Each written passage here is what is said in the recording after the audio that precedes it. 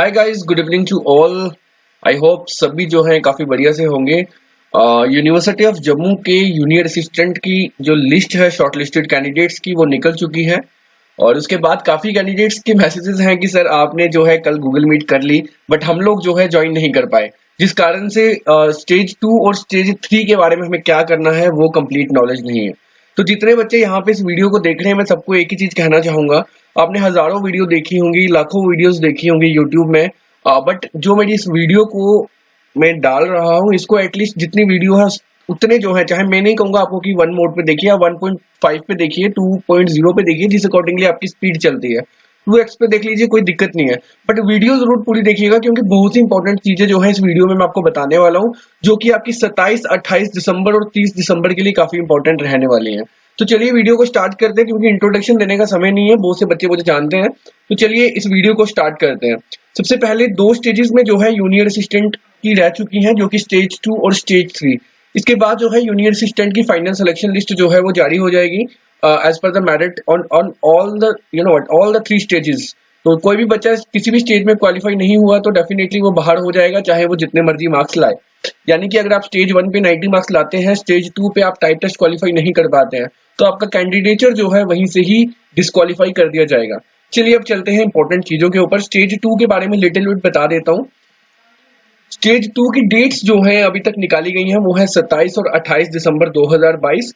Stage 2 की अगर typing speed की हम बात करें, क्योंकि स्टेज 2 जो है हमारा टाइप टेस्ट है, और टाइपिंग स्पीड की अगर बात करें तो 40 वर्ड पर मिनट जो है नेट स्पीड रिक्वायर्ड रहेगी सेकंड स्टेज को क्वालिफाई करने के लिए, विद एन एक्यूरेसी ऑफ 90%। 90% जो है कैंडिडेट्स की एक्यूरेसी होनी चाहिए। टाइमिंग की अगर बात करें, क्योंकि बहुत से बच्चों ने इंस्टाग्राम में भी मैसेज करे हैं और टेलीग्राम में भी करे हैं, व्हाट्सएप के भी नंबर बच्चों के पास हैं, तो सभी ने पूछा है कि सर टाइमिंग कितनी रहेगी। तो 10 मिनट्स जो है मेरे अकॉर्डिंगली एक्सपेक्टेड है कि 10 मिनट्स का ही पैराग्राफ दिया जाएगा। रेस्ट जब एग्जाम होगा तभी, क्योंकि क्लियर कुछ नहीं है, तो 10 मिनट्स जो है आप लोग प्रैक्टिस करें, क्योंकि 10 मिनट से मैक्सिमम जो है टाइपिंग आपको नहीं करवाई जाएगी। उसी के साथ में मार्क्स किस तरह से स्टेज 2 में आपको बाइफरकेट होंगे वो यहाँ पे आप देख लें। जिस कैंडिडेट ने 40 वर्ड पर मिनट नेट स्पीड निकाली होगी उसको 30 मार्क्स जो है रिवार्ड किए जाएंगे, और जिसकी 41 वर्ड पर मिनट होगी उसको 32 किए जाएंगे। उसी तरह से 43, 44, 45 करते हुए 50 वर्ड जो है मैक्सिमम जो है 50 वर्ड यहाँ पे बताए गए हैं, इक्वल टू और मैक्सिमम 50 वर्ड अगर आप स्पीड निकालते हैं तो आपको 40 मार्क्स जो है स्टेज 2 के, यानी पूरे मार्क्स जो है वो आप ले सकते हैं। तो कैंडिडेट्स जो है स्टेज 2 पे 100% मार्क्स जो है वो ला सकते हैं। तो किस अकॉर्डिंगली ला सकते हैं वो मैंने यहाँ पे आपको बता दिया। चलिए स्टेज 3 की बात करते हैं। स्टेज 3 के एग्जाम की बात करें, जो कि आपका प्रैक्टिकल टेस्ट है, इसकी डेट जो है 30 दिसंबर 2022 बताई गई है। मैक्सिमम मार्क्स की बात करें तो 10 मार्क्स जो है आपके रहेंगे। फाइनल स्टेज रहेगी जो जूनियर असिस्टेंट की सिलेक्शन की, इसके बाद जो है फाइनल सिलेक्शन लिस्ट जो है जारी की जाएगी यूनिवर्सिटी ऑफ जम्मू की तरफ से। तो अब चलिए यहाँ पे 3 चीजें इंपॉर्टेंट बता दी हैं। तो अब आपको क्या प्रिपेयर करना है स्टेज 3 के लिए, जिसमें काफी कैंडिडेट्स को जो है प्रॉब्लम है, बहुत से बच्चे मैसेज कर रहे हैं। तो मेरा एक छोटा सा नोट जरूर पढ़ लीजिएगा। Whatever I am telling to you to study for stage 3 is expected and as per my knowledge and experience. जो भी मैं आपको यहाँ पे बताऊंगा मेरी नॉलेज और एक्सपीरियंस के अकॉर्डिंगली ही होगा। और कोई भी कैंडिडेट अगर वो मेरी इस पर्टिकुलर जो आपको मैं बता रहा हूँ ओपिनियन दे रहा हूँ, इसके अकॉर्डिंगली आप प्रिपरेशन करते हैं तो आप सेल्फ रिस्पॉन्सिबल रहेंगे स्टेज 3 के एग्जामिनेशन के लिए। तो यानी कि जितनी चीजें मैं यहाँ पे आपको बताऊंगा वो सारी की सारी मेरे अकॉर्डिंगली रहेंगी, उस चीज को जो है आप प्रिपेयर करके जाइएगा। बाकी अगर इसके अलावा कुछ आता है तो उसके लिए आप खुद सेल्फ रिस्पॉन्सिबल है, बट मेरे अकॉर्डिंगली जो है इससे बाहर शायद ही कुछ हो सकता है, क्योंकि अगर आप देखेंगे इसको ना फर्दर तो आप भी हैरान हो जाएंगे कि यार इसके बाहर नहीं आना है। चलिए, तो क्या क्या आपको पढ़ना है, किन किन चीजों पे आपको ज्यादा ध्यान देना है, वो ये चीजें हैं जिसमें आपका MS एक्सेल है, जो कि मोस्ट इंपॉर्टेंट रहेगा मेरे अकॉर्डिंगली। सेकंड आपका माइक्रोसॉफ्ट पावर पॉइंट आएगा, थर्ड आपका माइक्रोसॉफ्ट वर्ड आएगा, फोर्थ में आपका विंडोज आएगा, और फिफ्थ में सॉफ्टवेयर, एंड सिक्स्थ में ईमेल एंड इंटरनेट आएगा। तो अब यहाँ पे इन टॉपिक्स के अंदर क्या चीजें आपको पढ़नी है जो कि बहुत इंपॉर्टेंट है, जो कि यहाँ पे हम नेक्स्ट स्लाइड में देखते हैं। अगर मैं MS एक्सेल की बात करूं तो आपको सबसे पहले ना मार्क्स कार्ड जो है MS एक्सेल में बनानी आनी चाहिए। मार्क्स कार्ड में इसलिए कह रहा हूं क्योंकि मार्क्स कार्ड के बाद जो है आप फार्मूलाज सीख लेते हैं कि किस तरह से फार्मूलाज लगाने हैं, because if you can you have to apply all the formulas in MS Excel, you have to prepare a marks card, क्योंकि मार्क्स कार्ड में ग्रेडिंग भी होती है, इक्वल टू लेस देन सारे जो है ऑपरेटर्स यूज होंगे, उसके बाद मार्क्स को टोटल करना, परसेंटेज निकालना, सभी फॉर्मूलाज जो है मैक्सिमम हम कहें अगर तो वो हमारी मार्कशीट बनाने में यूज होते हैं। तो मार्कशीट अगर आप बना लेंगे तो आप कल को किसी की सैलरी या कुछ भी होगा तो डेफिनेटली उसको भी अगर आपको प्रैक्टिकल में आएगा आप बना लेंगे, क्योंकि आपके पास वो स्किल्स होंगे। सेकंड चीज जिसमें आपको ध्यान देनी है वो है आपके पाई एंड अदर चार्ट्स। जो चार्ट्स रहते हैं हमारे वो आपको ध्यान में रखने हैं। एमएस एक्सेल में कैसे क्रिएट कर सकते हैं, कैसे वैल्यू उस पर फिल कर सकते हैं।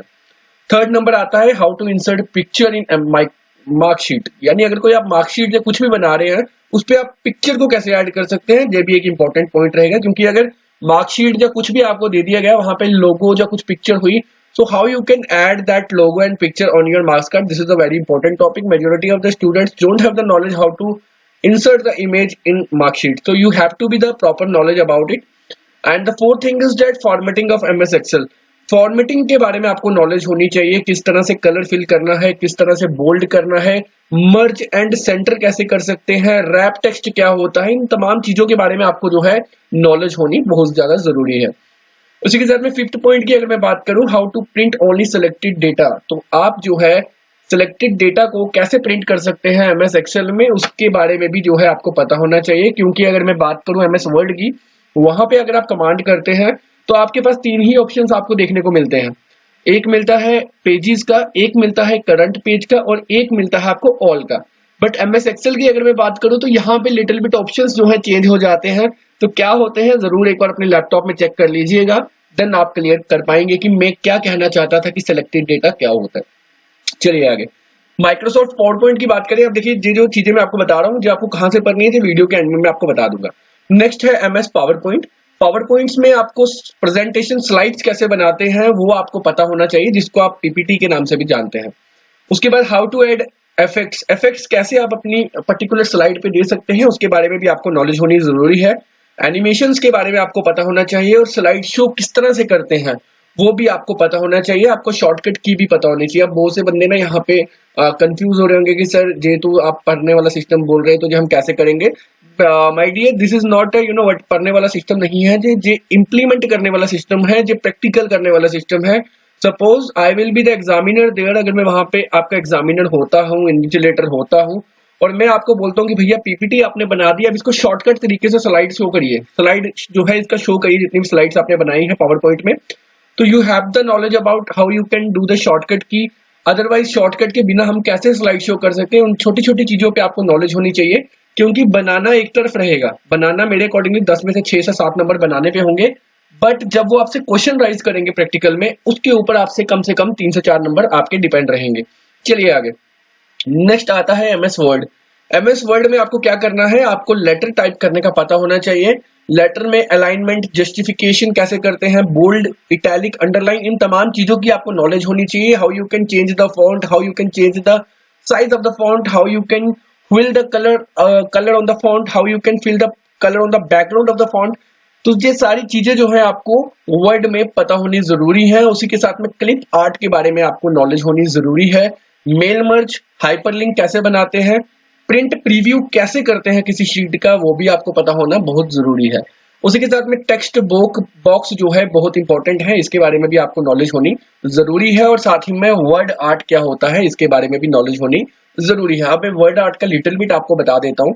अब क्या करते थे हम लोग, सब ग्रेजुएट हैं, साइंस वाले बच्चे जो है अच्छे से जानते होंगे, हम लोग जब अपने प्रैक्टिकल शो करते थे ना तो वहां पे क्या करते थे, ऐसे ऊपर से घुमा हुआ स्कूल का नाम आता था, जब कॉलेज का नाम आता था ना, government degree college etcetera, government etcetera, तो whatever the name of the colleges will B.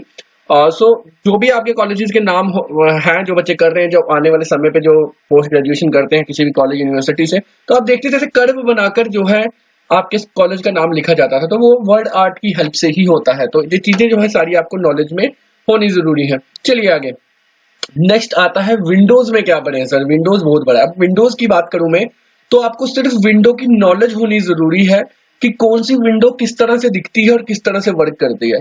Like अगर आप विंडोज 7 पे वहां वर्क कर रहे हैं और हो सकता है एग्जामिनर आपसे पूछ ले कि इस सिस्टम में कौन सी विंडो है, so you must have the knowledge about window XP कौन सी होती है, विंडो 10 कौन सी है, 7 कौन सी है, 8 कौन सी है, what is the current version of the window, you all have the knowledge about it regarding the windows. And how to install a window, you have to be the knowledge about it also. CD से करते हैं, DVD से भी हो जाती है, उसके बाद आप जो है पोर्टेबल पेन ड्राइव भी बनाते हैं, पेन ड्राइव से भी जो है विंडो को अपडेट कर सकते हैं। लोकल डिस्क के बारे में आपको नॉलेज होनी जरूरी है, how you can create the local disk. This is not a very important question that they will definitely not ask you to upload a window on a system, but you might have been the knowledge about it, that what type of window it in this system, कौन सी window जो है इस system में है, वो आपको जो है लाइक पता होना चाहिए कि विंडो को कैसे आप जो है देख सकते हैं किस टाइप की विंडो है। नेक्स्ट बात करेंगे टाइप्स ऑफ विंडोज, वही आ गया 7 है, X है, 8 XP है, 8 है, लाइनक्स, यूनिक्स एंड व्हाटएवर। आपको मोस्टली मैं आपको बता दूं यूनिवर्सिटीज में ना आपको 7, 8 या 10 पे ही देखने को मिलेगी।